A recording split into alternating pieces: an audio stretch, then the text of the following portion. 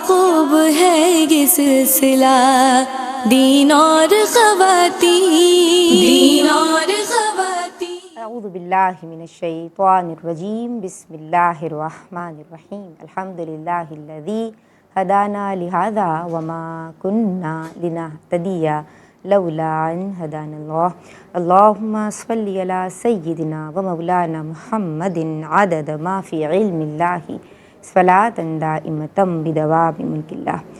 السلام علیکم ورحمۃ اللہ وبرکاتہ۔ جناب، خواتین کی دینی تربیت اور اصلاح کے تعلق سے ARYQ TV کی یہ ایمان افروز کاوش ہے جس کا سرنامہ ہے دین اور خواتین۔ ماہ رمضان المبارک رخصت ہوا اور اب قمری سال کا 10واں مہینہ جو بڑے اکرام والا مہینہ ہے جسے ماہ شوال المکرم کہا جاتا ہے کہ شب و روز گزر رہے ہیں الحمدللہ علی کل حال۔ لیکن جناب، اس دعا کے ساتھ کہ اللہم اعنی علی ذکرک و شکرک و حسن عبادتک، ہمیں دعاؤں کا تسلسل رکھنا ہے، عبادات میں کمی نہ ہو، اللہ جل مجدہ کو منانے کی ہر کوشش جاری رکھنی ہے اور اپنی زبانوں کو ذکر اللہ سے تر رکھنا ہے۔ کام کوئی بھی ہو، زبانوں پہ اللہ اللہ رہے، اللہ کی یاد اور اللہ کے ذکر سے غفلت نہیں برتنی ہے۔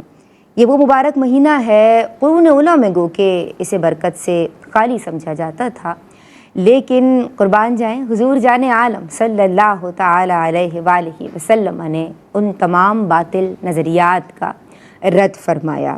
اسی مبارک ماہ حضرت عائشہ صدیقہ طیبہ طاہرہ کا نکاح اور ان کی رخصتی حضور جان عالم صلی اللہ تعالی علیہ وآلہ وسلم سے ہوئی۔ غزوہ احد و حنین بھی ہوئے تو جناب اسد اللہ و اسد الرسول امیر طیبہ سیدنا حمزہ رضی اللہ تعالی عنہ کی شہادت بھی اسی مبارک مہینے میں ہوئی۔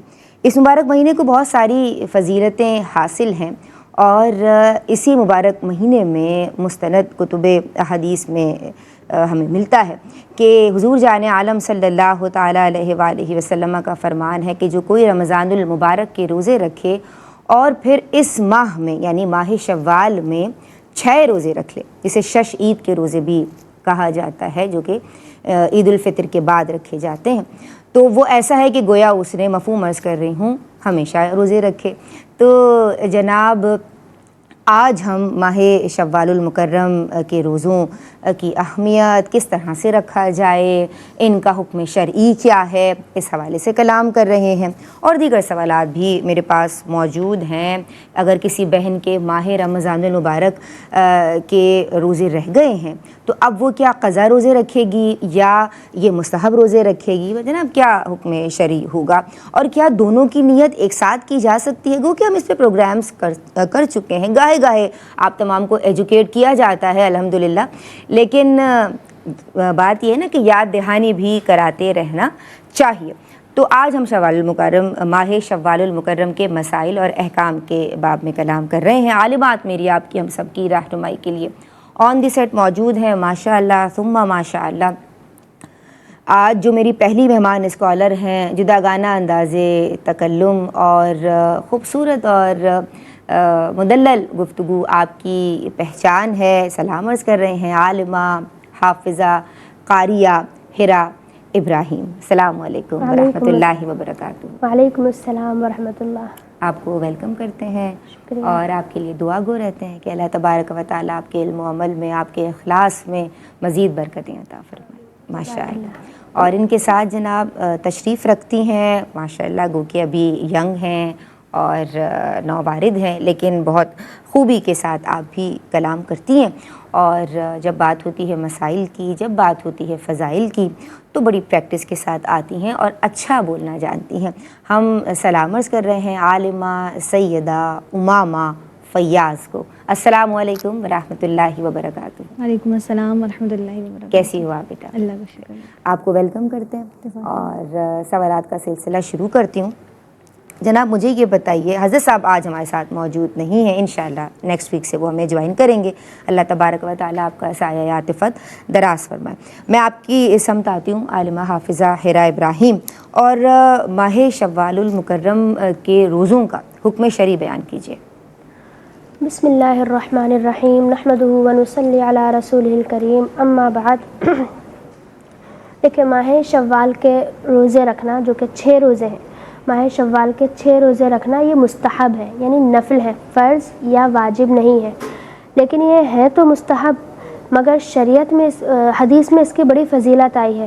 حضرت ابو ایوب انصاری رضی اللہ تعالیٰ عنہ سے روایت ہے، فرماتے ہیں رسول اللہ صلی اللہ علیہ وسلم نے ارشاد فرمایا، من صام رمضان، جس نے رمضان کے روزے رکھے، ثم اتبعہ ستا من شوال، اور پھر شوال کے مہینے میں 6 روزے رکھے، کانا کصیام الدہر، تو گویا وہ ایسا ہے جیسے اس نے ہمیشہ یعنی پورے سال کے روزے رکھے۔ سبحان اللہ۔ تو یہ کتنی بڑی فضیلت ہے، یہ کتنی بڑی نیکی ہے، یہ کتنی بڑی سعادت ہے کہ اللہ تبارک و تعالیٰ نے پہلے انسان کو، اشرف المخلوقات کو، مسلمانوں کو رمضان المبارک کا مہینہ عطا فرمایا، جس میں پورے سال روزے رکھنے کی مشق کرائی گئی، گویا ضبط نفس کی مشق کرائی گئی، پریکٹس کرائی گئی کہ انسان کو اپنے نفس پر کنٹرول کرنا ہے، اور پھر یہ مشق، یہ پریکٹس جاری رہے تو ماہ شوال کے روزوں کی فضیلت بیان کر دی۔ سبحان اللہ۔ اور فضیلت بھی اتنی بڑی کہ گویا کہ پورے سال کے روزے رکھنے کے برابر اجر و ثواب ہے۔ سبحان اللہ۔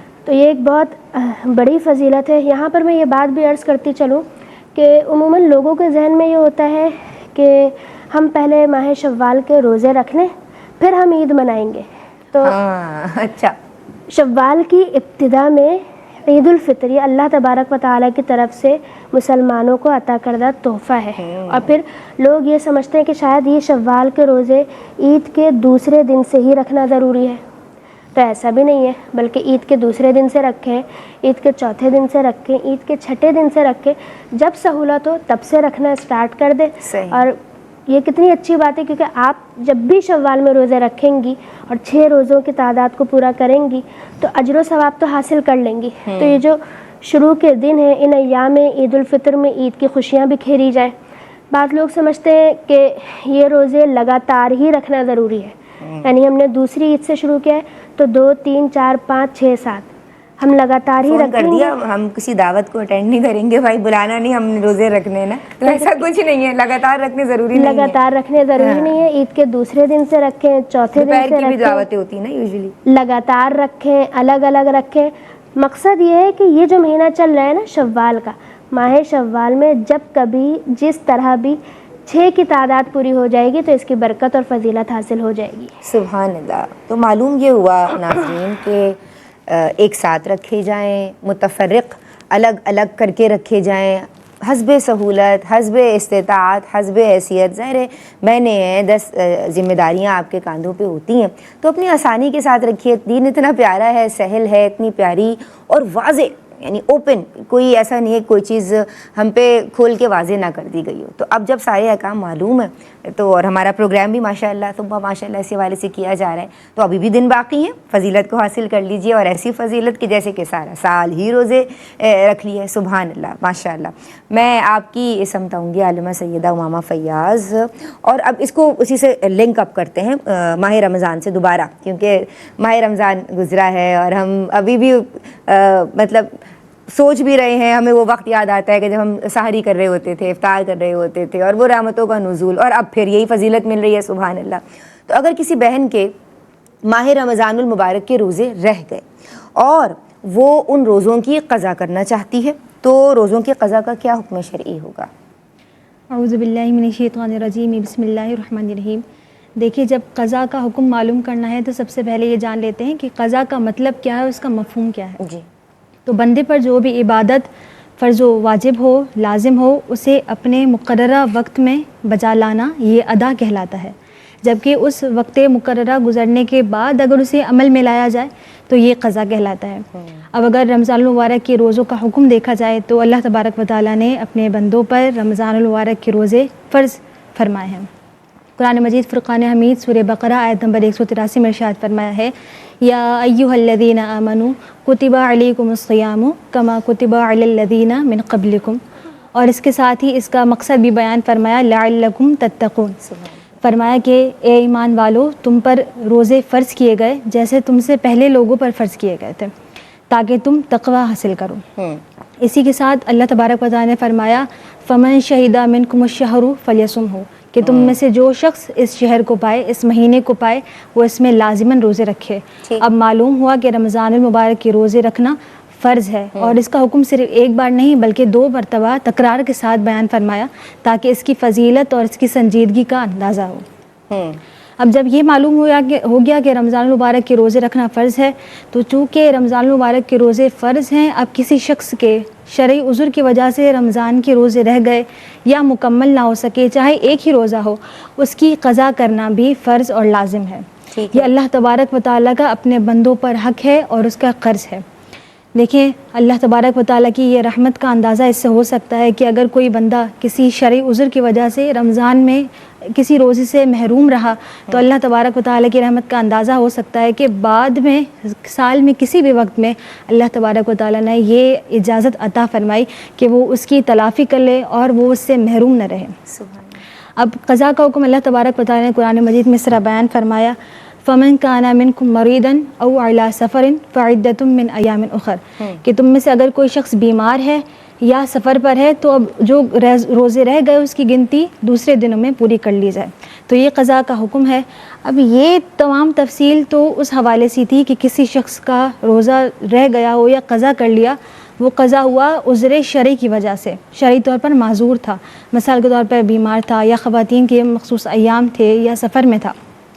اب بات کی جائے ایسے شخص کے حوالے سے جس نے بغیر عذر کے روزہ چھوڑا رمضان المبارک کا، وہ بھی جان بوجھ کر، تو یہ ایسا فعل کرنا ناجائز و حرام ہے اور گناہ کبیرہ ہے۔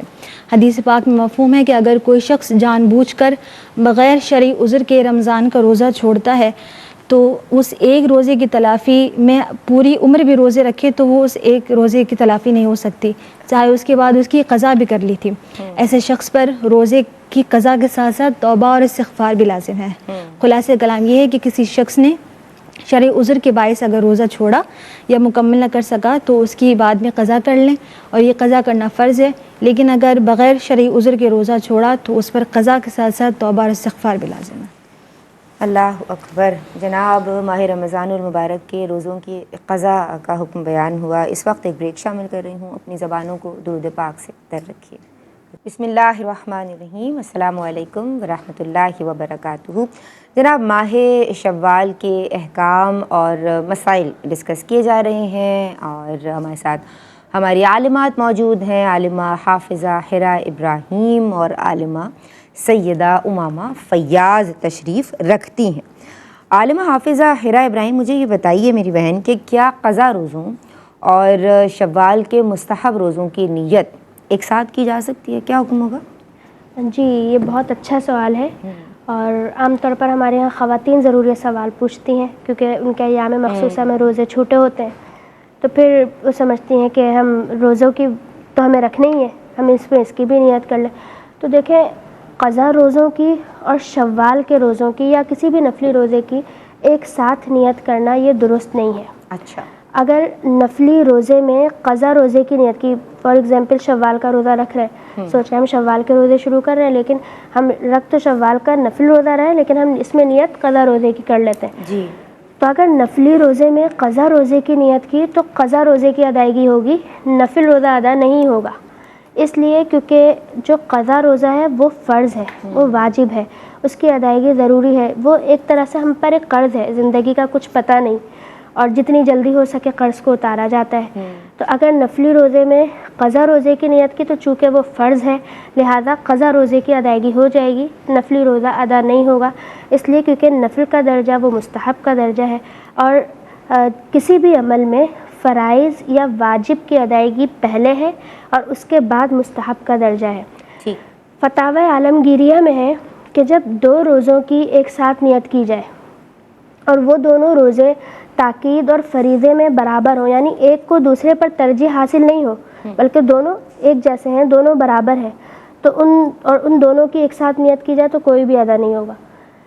لیکن اگر 2 روزوں کی ایک ساتھ نیت کی جائے اور ان میں سے دونوں برابر نہیں ہیں بلکہ ایک دوسرے سے راجح ہے, ایک کی افضلیت, ایک کی جو تاکید ہے وہ زیادہ ہے, تو پھر جو راجح ہوگا وہ ادا ہو جائے گا. اچھا, یعنی قضا روزہ پھر وہ فرض جو ہوگا جو واجب ہے وہ ادا ہو جائے گا. تو لہذا دونوں کی ایک ساتھ نیت کرنا یہ درست نہیں. البتہ بعض علماء یہ ضرور کہتے ہیں کہ اگر کسی نے ماہ شوال میں روزے شروع کیے اور قضا روزوں کی نیت کی, لیکن رب ذوالجلال کے فضل سے, اس کی رحمت سے یہ امید لگا لی کہ انشاءاللہ ہم اس مہینے میں رکھ رہے ہیں تو اس کا بھی اجر و ثواب پا لیں گے, تو انشاءاللہ اس کی چونکہ ذات رحمت وسیع ہے اور اس کے خزانہ غیب میں کوئی کمی نہیں, تو امید ہے کہ وہ اس کا بھی ثواب پا لے گا. لیکن افضل یہی ہے کہ دونوں روزے الگ الگ نیتوں کے ساتھ الگ الگ رکھے جائیں. یعنی اگر وہ 4 5 6 روزے ہیں تو بہنیں پہلے اس کا اہتمام کریں اور پھر یہ 6 روزے رکھ سکتی ہیں. مہینہ تو پورا ہے آپ کے پاس. بالکل, انشاءاللہ ابھی کریں گے. ابھی بھی ٹائم ہے ہمارے پاس. میں آپ کی سمت آتی ہوں عالمہ سیدہ امامہ. کیا پہلے, اچھا ہمارے پاس سوال ہی یہ دیکھیں, کیا پہلے قضا روزے رکھے جائیں اور پھر بعد میں شوال کے روزے رکھے جائیں؟ اگر یہ طریقہ استعمال کیا جائے, اس کو فالو کیا جائے تو کیا ہوگا؟ دیکھیں, جیسے ابھی شوال کے روزوں کے حکم کے متعلق اور رمضان کی قضا کے حکم کے متعلق ہم نے تفصیلی گفتگو کی, تو اس سے معلوم ہوا کہ شوال کے روزے رکھنا مستحب یا نفل ہے اور رمضان کے روزوں کی قضا کرنا فرض ہے. اور اگر قرآن سے اس کی ہدایت لی جائے تو اللہ تبارک و تعالی نے ارشاد فرمایا فعدۃ من ایام اخر, کہ اس کی باقی دنوں میں گنتی پوری کر لو. یہاں پر کوئی ٹائم پیریڈ یا کوئی وقت مخصوص نہیں فرمایا کہ اس وقت تک کر لو یا اس وقت میں کرو. اور شوال کے روزوں کے حوالے سے ایک یہ حکم ہے کہ کیونکہ شوال کا ایک مہینہ خاص ہے اور وہ جب وقت گزر جائے گا تو ان روزوں کی وہ فضیلت نہیں رہے گی, لہٰذا کوئی شخص ہو جس کے ذمے رمضان کے روزوں کی قضا بھی ہو اور وہ شوال کے نفل روزے رکھنا چاہیں تو اس میں کوئی قید نہیں ہے کہ پہلے قضا کریں گے پھر شوال کے روزے رکھیں گے, بلکہ شوال کے روزے رکھیں, اس کے بعد سال میں جب بھی چاہیں اپنے رمضان کے روزوں کی قضا کر سکتے ہیں, اس میں کوئی حرج نہیں ہے. حضرت عائشہ صدیقہ رضی اللہ تعالی عنہا سے مسلم شریف میں مروی ہے, ارشاد فرمایا کہ میرے رمضان میں روزے رہ جاتے تھے تو میں شعبان میں ان کی قضا کیا کرتی تھی. یعنی ایک سال رمضان میں روزے قضا ہوئے اور اگلے سال رمضان سے قبل شعبان میں ان کی قضا کر لی. تو اس میں وقت ہے, فی الفور اس کی قضا کرنا لازم نہیں ہے. لیکن اس بات کا خیال رکھنا چاہیے کہ بعض اوقات یہ ہوتا ہے ہم فرضیت چھوڑ کر فضیلت پر زیادہ فوکس کرتے ہیں اور ہمارا جو اصل جس چیز پر توجہ دینی ہو جو فرضیت ہے وہ رہ جاتی ہے. ہوتا یوں ہے کہ ہم نوافل میں تو مشغول ہو جاتے ہیں, نفل روزے رکھتے ہیں, لیکن بعد میں سستی آ جاتی ہے اور جو فرض روزے قضا کرنے تھے وہ رہ جاتے ہیں.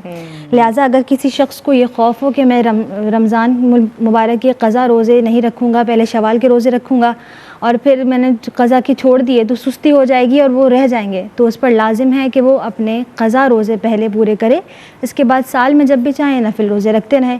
لیکن یہ یقین ہے کہ میں نے شوال کے روزے رکھے اور اس کے بعد بھی میں اپنے روزے قضا کر سکوں گی تو بلا شبہ بالکل مستحب عمل ہے اور حدیث میں اس کی بہت فضیلت ہے اس عمل کی کہ وہ روزے رکھے, اس میں کوئی مذائقہ نہیں ہے. یا یہ یاد رکھنا چاہیے کہ جو روزے کی قضا کرنا ہے یہ اصل میں اس کا کیا حکمت ہے. اللہ تبارک و تعالیٰ کا یہ اپنے بندے پر قرض ہے, اس نے فرض کیا تھا, اب وہ نہیں ادا کر پایا تو اب دوسرے وقت میں اس کا آلٹرنیٹ دے اور یہ اس کا قرض ہوگا. انسان جب کسی سے قرض لیتا ہے تو ہر وقت پریشان رہتا ہے کہ میں کسی نہ کسی طرح یہ قرض ادا کر لوں, اس کو ادا کر دوں اور میں اس سے خلاصی حاصل کر لوں. حدیث پاک میں ارشاد ہے کہ اللہ تبارک و تعالیٰ کا قرض سب سے زیادہ حقدار ہے ادائیگی کے حوالے سے, لہٰذا اس پر فوکس کرنا چاہیے. اور ایک یہ پوائنٹ میں ایڈ کرتی چلوں کہ بعض اوقات یہ ہوتا ہے ہم بلا وجہ بھی روزے چھوڑ رہے ہوتے ہیں اور مائنڈ سیٹ یہ بن جاتا ہے کہ ہم بعد میں فدیہ ادا کر دیں گے. یہ بات ذہن نشین رکھنی چاہیے کہ جب تک روزے کی قضا کرنے کی طاقت ہے تب تک فدیہ دینا جائز نہیں ہے. لہٰذا جو بھی روزے چھوڑے جائیں گے ان کی قضا کی جائے گی. اگر یقین ہے کہ بعد میں روزے قضا کر لیں گے تو پہلے شوال کے روزے رکھ لیں, لیکن یہ خوف ہے کہ سستی لائق ہو جائے گی تو پہلے اپنے قضا روزے پورے کیے جائیں, اس کے بعد سال میں جب بھی جائیں نفل روزہ رکھیں. یعنی یہ پھر پرسن ٹو پرسن ویری کرتا ہے, آپ کی استطاعت پہ, آپ کی ول پاور پہ, کہ آپ کس طرح سے اس کو مینیج کرتے ہیں. اچھا یہ بتائیے کہ کیا شوال کے روزے جو ہے وہ ہر سال رکھنے ضروری ہیں؟ دیکھیں جیسا کہ ابھی ڈسکس ہوا کہ شوال کے جو روزے ہیں وہ مستحب ہے، وہ نفل ہے، وہ فرض یا واجب نہیں ہے، تو وہ تو رکھنے ضروری ہی نہیں ہے کہ یہ سوال کہ ہر سال رکھنے ضروری ہوں. لیکن شریعت میں یہ مستحب امور میں مطلوب ہے، یعنی شریعت میں اس کو بہت پسند کیا گیا ہے کہ یہ 6 روزے رکھے جائیں، جیسا کہ اس کی فضیلت بھی آئی. اب اگر کوئی شخص کبھی بھی پوری زندگی میں کبھی ایک مرتبہ بھی یہ روزے رکھ لے تو بھی ٹھیک ہے، کیونکہ یہ مستحب ہے. اس پر مستحب کا حکم یہ ہوتا ہے کہ اگر وہ نیک عمل کیا جائے تو اس پر ثواب ہے، نہ کیا جائے تو کوئی گناہ نہیں ہے.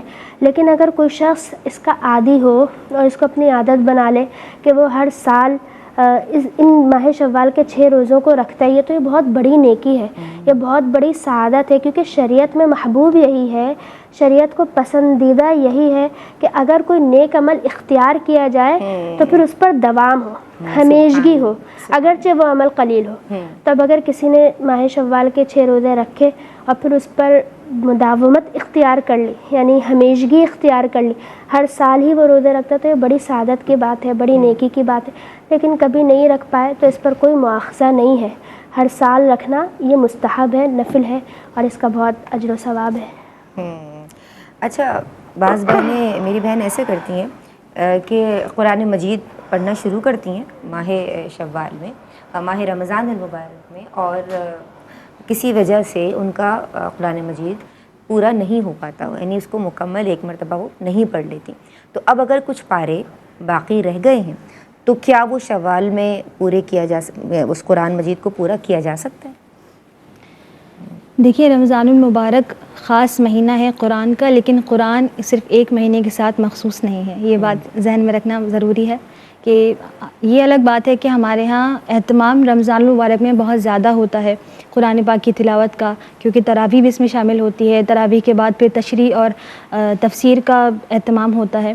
لہٰذا قرآن مجید فرقان حمید نازل بھی جب رمضان المبارک میں ہوا، اللہ تبارک و تعالیٰ نے ارشاد فرمایا شہر رمضان الذی انزل فیہ القرآن، کہ رمضان کا وہ مہینہ ہے جس میں قرآن نازل کیا گیا.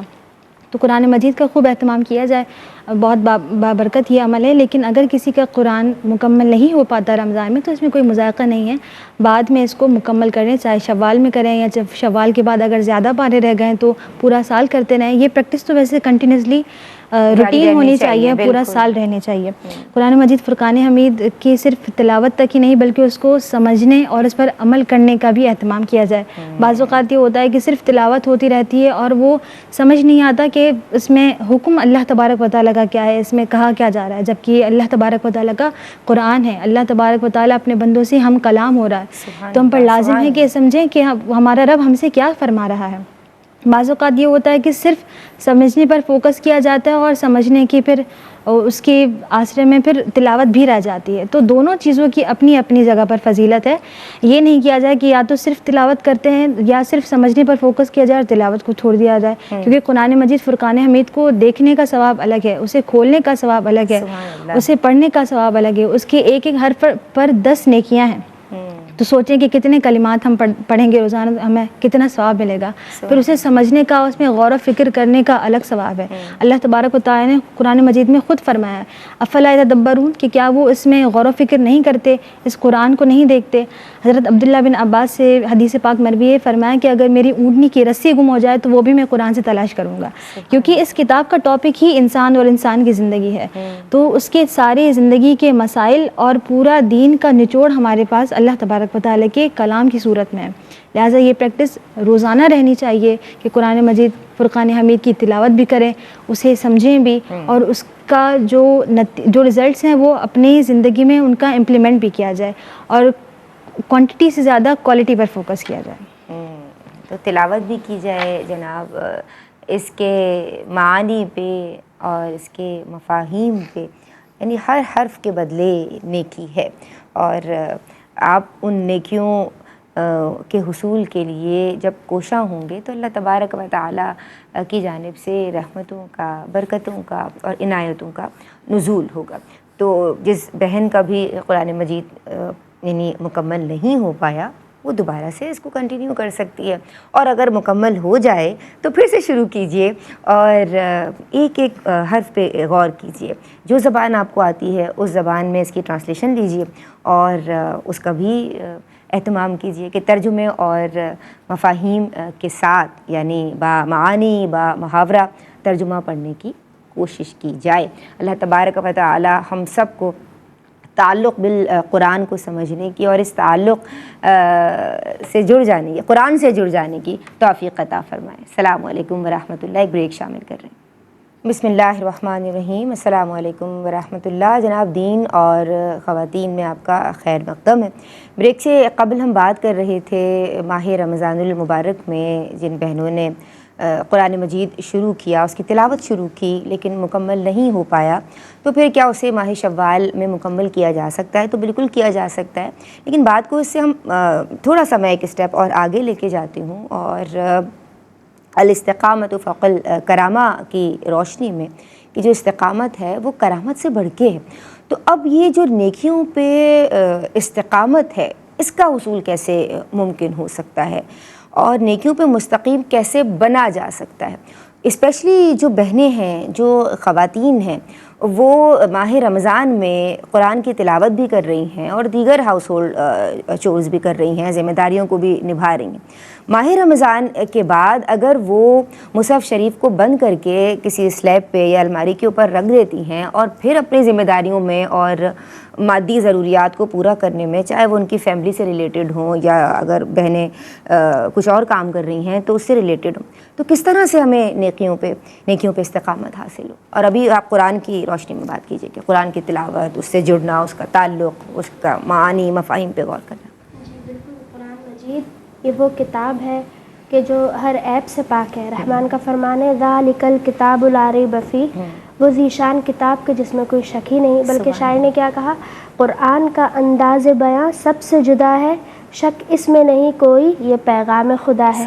تو پیغام خدا مسلمانوں کی طرف، اللہ تبارک و تعالیٰ کی طرف سے مسلمانوں کے لیے آیا ہے، اور اس میں اتنی ہدایتیں پوشیدہ ہیں، اس میں یہ بیماروں کے لیے شفا بھی ہے. قرآن پاک یہ حکمرانوں کے لیے قانون ہے، غازی کے لیے تلوار ہے، بیمار کے لیے شفا ہے، غریب کا سہارا ہے، کمزور کا عصا ہے، بچوں کا تعویذ ہے، بے ایمان کے لیے ہدایت ہے، قلب مردہ کی زندگی ہے، قلب غافل کے لیے وارننگ ہے، گمراہوں کے لیے مشعل راہ ہے. اور ہمارے عموماً یہ پریکٹس ہے، یہ دیکھا جاتا ہے افسوس کے ساتھ کہ بس ماہ رمضان المبارک جب آیا اس میں قرآن پاک کھلا، پھر رمضان المبارک کا مہینہ فنش ہوا، ختم ہوا، ساتھ ہی ساتھ قرآن پاک بند ہوا، اور اس کے بعد پھر پورا سال قرآن پاک کھولنے کی نوبت ہی نہیں آتی. افسوس کے ساتھ یہ حقیقت ہے.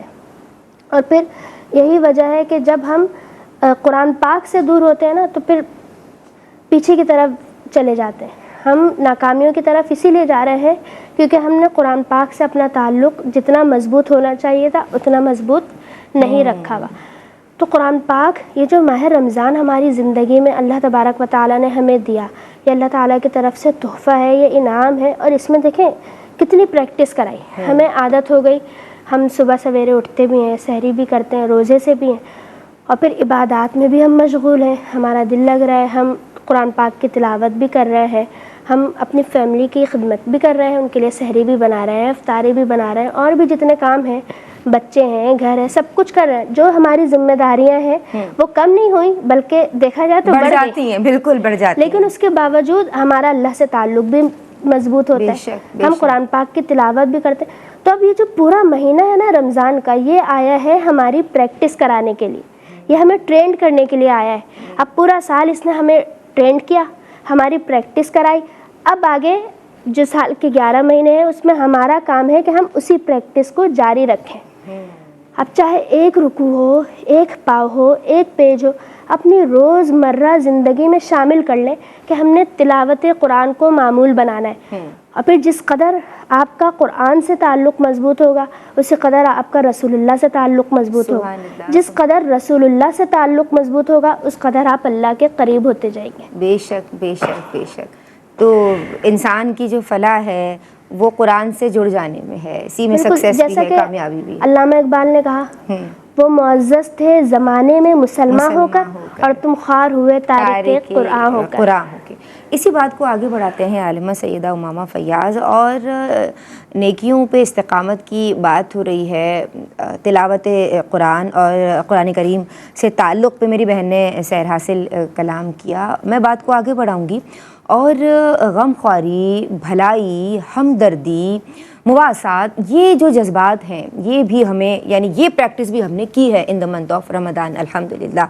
لیکن اب رمضان کے گزر جانے کے بعد اب جو ہے وہ اگر غصہ دوبارہ ویسے ہی ہو گیا ہے، اور مزاج میں واپس سختی آ گئی ہے، اور جو صدقات ہیں، خیرات ہیں، یا دوسرے کی مدد کرنا ہے خاموشی کے ساتھ کہ اس کی جو عزت نفس ہے وہ بھی مجروح نہ ہو، اس طرح کے جو پوشیدہ صدقات ہیں ان کا اہتمام کرنا، اب یعنی آفٹر دا منتھ آف رمضان کس طرح سے ہم نے کنٹینیو کرنی ہے وہ تمام نیکیاں؟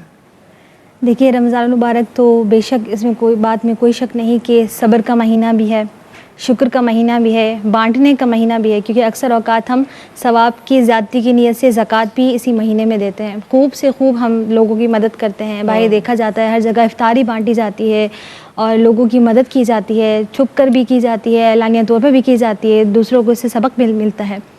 اب بات یہ ہے کہ رمضان المبارک ہمارے لیے ایک پریکٹسنگ روم تھا اور ایک پریکٹسنگ ٹائم پیریڈ تھا. اس سے یہ معلوم ہوتا ہے کہ جب انسان اللہ تبارک و تعالیٰ کی خوشنودی حاصل کرنے کے لیے کھانے پینے جیسے حلال امور کو ترک کر سکتا ہے اور بری عادتوں سے رمضان کے دوران بچ سکتا ہے، تو رمضان کے بعد بھی وہ اللہ تبارک و تعالیٰ کی خوشنودی کے لیے، رضا کے لیے ان گناہوں سے بالکل بچ سکتا ہے. اور جب حلال چھوڑ سکتا ہے تو حرام تو بدرجہ اولا چھوڑ سکتا ہے. تو یہ پریکٹس آتی ہے ہماری کنٹینیو کرنے کے لیے کہ ہم رمضان کے بعد بھی اپنے آپ کو کس طرح شو کرتے ہیں. رمضان میں ہم بعض اوقات دیکھتے ہیں کہ یہ بھی دیکھنے میں آتا ہے کہ بھوک لگی ہے، پیاس لگی ہے، غصہ آ گیا تو سامنے والے کو جھاڑ دیا. تو یہ صبر اور شکر کا مہینہ ہوتا ہے. ہمیں رمضان اصل میں یہ بھی دکھاتا ہے کہ ہم اصل طور پر خود کیا ہیں. ویسے ہم کوئی بھی گناہ کرتے ہیں تو کہتے ہیں کہ شیطان کی وجہ سے یہ ہوا، شیطان کی وجہ سے یہ ہوا. ایک شیطان ہمارا نفس بھی ہے جو ہمارے ساتھ ہر وقت موجود ہوتا ہے. تو اسی پریکٹس کو کنٹینیو کرنے کے لیے اللہ تبارک و تعالیٰ نے ہمیں پورا ایک منتھ دیا جس میں ہم ہر قسم کی نیکی کرتے ہیں، بڑھ چڑھ کے کرتے ہیں. تو اسی کو آگے کنٹینیو کرنے کے لیے اللہ تبارک و تعالیٰ نے ہمیں یہ موقع دیا تھا. پھر 6 روزے جو شوال کے آتے ہیں ان میں بھی ظاہر سی بات ہے یہی ہم پریکٹس کرتے ہیں کہ جس طرح رمضان کے روزوں میں ہم نے کسی کے ساتھ بھلائی کی تھی، صبر کیا تھا، شکر کیا تھا، اللہ تبارک و تعالیٰ کی رضا کے لیے ہم نے چیزوں کو چھوڑا تھا، تو رمضان کے بعد بھی ہم نے اس پریکٹس کو جو ہے وہ کنٹینیو رکھا. تو اب اس کے بعد بھی ہم اس چیز کو آگے تسلسل کے ساتھ جاری رکھ سکتے ہیں. یعنی نفلی روزے بھی رکھے جائیں اور قضا روزوں کا اہتمام تو پہلے ہی ہم نے اس پر بات کی. پھر نمازوں کی پابندی، اس کا بھی اہتمام کیا جائے. یہ نہ ہو کہ بھائی رمضان میں تو نمازیں پابندی کے ساتھ ادا ہو رہی تھیں اور اب جو ہے وہ کسی ایک وقت کی پڑھ لی گئی اور بعد میں مصروف ہیں، وقت نہیں ملا. نہیں، اہمیت دینی ہے ترجیحی بنیادوں پہ. ٹھیک ہے، یہ تو نیکیوں پہ استقامت کی بات ہوئی. اگر کسی نے شوال کے 2 روزے رکھے اور باقی نہ رکھ پایا تو کیا ہوگا حکم شریف؟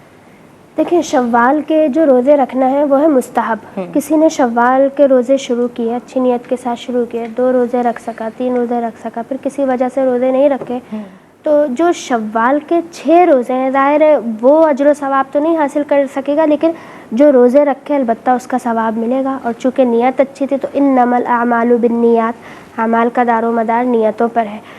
دیکھیں بیسیکلی جو روزہ ہے اللہ تبارک و تعالیٰ نے اللہ تعالیٰ انسان سے چاہتا ہے کیا؟ اللہ تبارک و تعالیٰ چاہتا ہے انسان سے تزکیہ نفس، کہ اس کا تزکیہ نفس ہو، اس کا تصفیہ قلب ہو.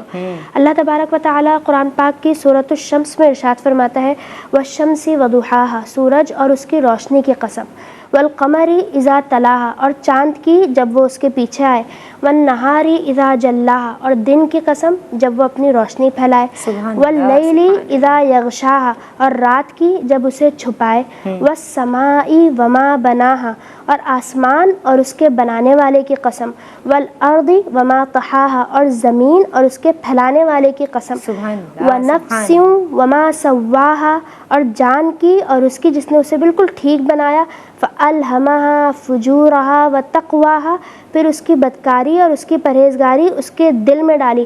اب دیکھیں قرآن پاک کیا بیان کر رہے ہیں، کہا قد افلح من زکاها، بے شک وہ کامیاب ہو گیا، وہ فلاح پا گیا جس نے تزکیہ کر لیا، جو تزکیے کو پا گیا، جس نے اپنے نفس کو، اپنے قلب کو صاف کر لیا۔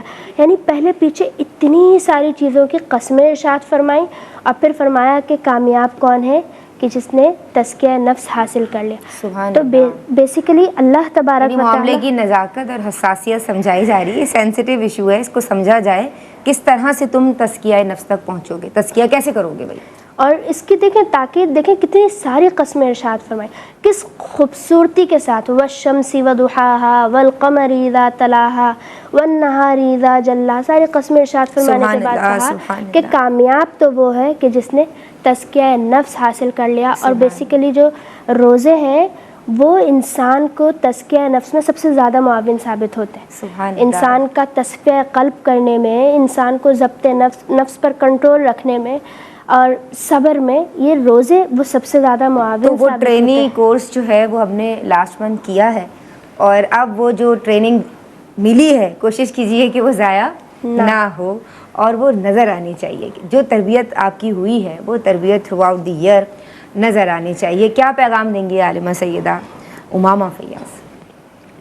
دیکھیے رمضان مبارک میں اللہ تبارک و تعالیٰ نے جو روزے فرض کیے تھے اس کا حکم آیت مبارکہ میں ہی ارشاد فرما دیا تھا، لعلکم تتقون، تاکہ تم تقوی اختیار کرو۔ حضرت ابو ہریرہ رضی اللہ تعالیٰ عنہ سے مروی ہے کہ اللہ کے نبی صلی اللہ تعالیٰ علیہ وآلہ وسلم نے 3 مرتبہ اپنے مبارک سینہ کی طرف اشارہ کر کے فرمایا، التقوی ہا ہنا، تقوی یہاں ہے۔ تقوی کہتے ہیں دل کی اس کیفیت کو جس سے انسان گناہوں سے بچتا ہے اور گناہوں کی طرف جانے سے جھجکتا ہے۔ مراد یہ ہے کہ جب روزے رکھے اور روزوں کا مقصد تھا تقوی حاصل کرنا، اور تقوی حاصل کرنے کا مقصد ہے گناہوں سے دوری۔ اللہ تبارک و تعالیٰ کی رضا کے لیے بندہ حلال ترک کرتا ہے تو حرام بدرجہ اولا ترک کر سکتا ہے۔ اب یہ رمضان ہمیں پریکٹس سکھاتا ہے نفس پر قابو رکھنے کی اور خواہشات کو ضبط کرنے کی، اور یہی بنیادی وہ ہمارے پاس چیزیں ہیں جن کی وجہ سے کوئی بندہ گناہ سے بچ سکتا ہے۔ اور آیت پاک کا مفہوم یہ ہے کہ جو اپنے رب کے حضور خوف سے کھڑا ہوا اور اپنی خواہشات پر قابو پایا تو اس کا ٹھکانہ جنت ہی ہے۔ تو یہ روزے ہیں جو ہمیں یہ پریکٹس سکھاتے ہیں، اور یہ انشاءاللہ اللہ تبارک و تعالیٰ کی رحمت سے امید ہے کہ یہ پریکٹس اگر ہم کنٹینیو رکھیں تو ہمیں یہ جنت تک لے جاتی ہیں۔ کیا پیغام دیں گے؟ بالکل یہی بات ہے کہ رمضان المبارک کا مہینہ وہ بخششوں کا مہینہ تھا، مغفرت کا مہینہ تھا، نجات کی نوید لے کر آیا تھا، اور ظاہر لوگوں نے اس میں بڑی معافیاں مانگی ہیں، استغفار کیا ہے، لیکن توبہ کا جو مقصد ہے وہ یہ ہے کہ اپنے گناہوں پر جب اعتراف کر لیا، اپنی غلطیوں کو مان لیا، تب اس کو نہ کرنے کا پختہ ارادہ کرنا۔ یہ نہیں کہ وہ فلاں نے میرے ساتھ ایسا کیا تھا، ابھی رمضان چلنا ہے اس لیے اس کو چھوڑ رہی ہوں، ذرا رمضان ختم ہو جائے پھر میں بدلہ لیتی ہوں، ایسا نہیں تو یہ غلط طریقہ ہے۔ بلکہ اگر توبہ کی ہے، اپنی کسی گناہ سے، غلطی سے اس کو اعتراف کر کر اس سے توبہ کر لی، تو اب پھر بدلہ چھوڑے اور پھر تائب ہو جائے اور اللہ تبارک و تعالیٰ کی رضا حاصل کرنے کی کوشش کرے۔ اور یہ جو اللہ کی رضا حاصل کرنے کی کوشش ہے، اس میں ہی استقامت یعنی کنسسٹنسی اختیار کرنی ہے۔ اللہ تبارک و تعالیٰ آپ کا، ہمارا، ہم سب کا حامی و ناصر ہو۔ میں شکر گزار ہوں آپ دونوں کی، اللہ تبارک و تعالیٰ سلامت رکھے اور قبول فرمائے ان تمام جملوں کو جو آپ نے دین متین کی خدمت کے لیے کہے۔ السلام علیکم ورحمۃ اللہ۔ کام اس میں سیکھے خواتین دین کے، کیا خوب ہے یہ سلسلہ دین اور خواتین